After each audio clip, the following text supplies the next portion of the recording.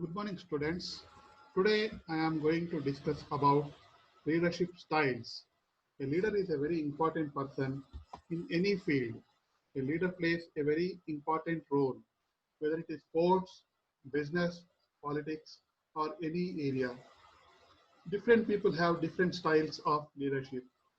Leadership style is a style of a person who is a leader who provides direction, implement plans, and motivates people and improves their performance on the job. Some people are called charismatic leaders because they have the technique of attracting people, impressing people, and making people do the works. There are different types of leadership styles. First one, authoritarian leader. Second one, paternalistic leader. Third one, democratic leader. Fourth one, laissez-faire. Fifth one, transactional leader.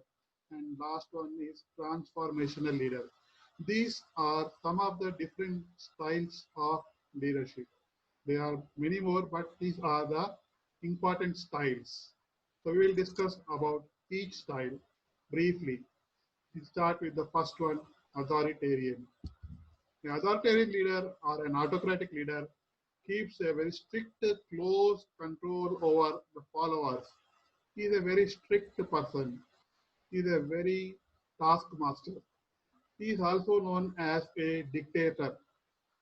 He has a very close supervision and feels that this is very important if you want your workers or subordinates to work according to the standards. He creates a climate of fear in the environment where he is working.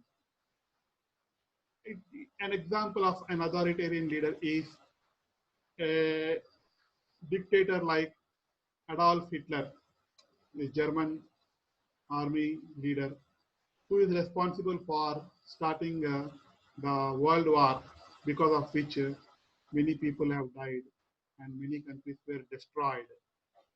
Some of the authoritarian style of leadership is also displayed in some of the jobs like a police officer, an army officer, and sometimes in corporate schools and colleges by the teachers or the lecturers.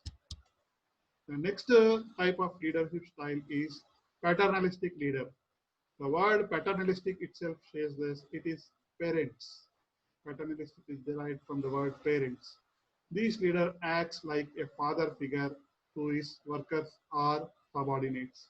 He takes care of his people just like a father takes care of the children. Because of his too much caring attitude, he may get a lot of trust and loyalty from the workers.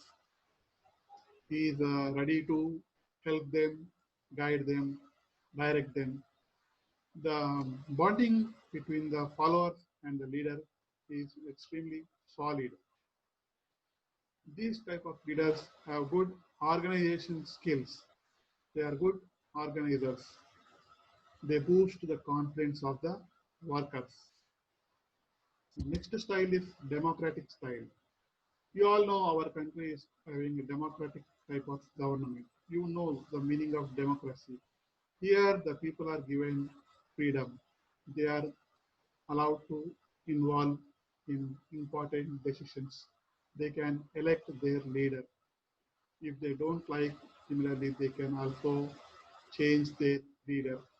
It is an environment where people are encouraged to share their ideas and involve themselves in the important tasks.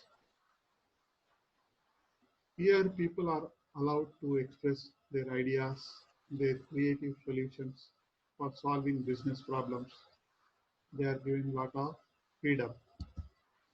It is one of the most effective leadership styles because today people don't like bossism, which is a type of dictator or autocratic style.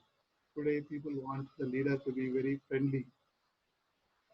Democratic leadership works best in situations where the group members are skilled and eager to share their knowledge. It increases the productivity of the people, better contribution from the workers, and the morale of the workers also increases. Next style is laissez-faire leadership style. In this type of leadership style, all the rights and powers are given to the workers. It is total freedom given to the workers. The leader is just described as a hands-off leadership style because the leader delegates the task to their followers. It is like a self-rule. Sometimes it works out good, sometimes it is not successful. Too much freedom also is not considered a good quality for people.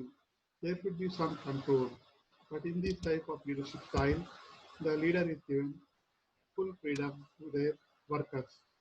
Sometimes the workers may misuse the freedom. The next style is transactional.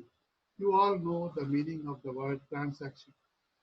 Here, in transaction, it takes place between two people where exchange of goods takes place with something between them. In this style, the leader makes the people, motivates the people to do the work, and in return, if they perform well, they are given rewards, and if they don't perform, they are given punishments. So there are two important components in this style. One is contingent rewards, second is management by exception. Contingent reward means provides rewards. It can be financial rewards or it can be non-financial reward. Financial reward means cash, and non-financial reward can be a promotion, recognition, appreciation, gifts, and so on. And management by exception allows the leader to maintain status quo. He intervenes whenever the subordinates are not working according to the acceptable levels or the standards. Here, the focus will be more on the rules, the regulations, the routines, and procedures of the organization. People are expected to follow the rules and regulations and not allowed to violate any rules. They have to work within the boundaries of the organization. The last type of style that we are going to discuss is transformational leaders. The word transformation means it brings a change, a big change in the company. A person who makes the employees and motivates them and gets the best out of them by using some mechanism, then we say it is a transformational leader. The revolutionary or radical changes that are brought by the leaders in the organization, which are positive changes, they all comes under transformational leaders. These leaders are sometimes also called the role models to their followers. They inspire them and they raise the interest of the workers in the job. These leaders should have strong skills. They should be uh, having the ability to adapt to different situations and they should be self-managed. The followers of such a leader feel trust, admiration, loyalty, and respect for the leader. There are four major components of transformational leader. First is they are highly motivating people. They motivate the workers. They tell them about the importance of having vision, and values in the job. They are intellectual stimulants. They have high levels of innovation and creativity. Third component, idealized influence. They believe in the philosophy that a leader can influence followers only when he practices what he preaches.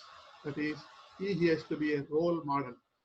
The last component is individualized consideration. Leaders act as mentors to their followers and reward them for creativity and innovation.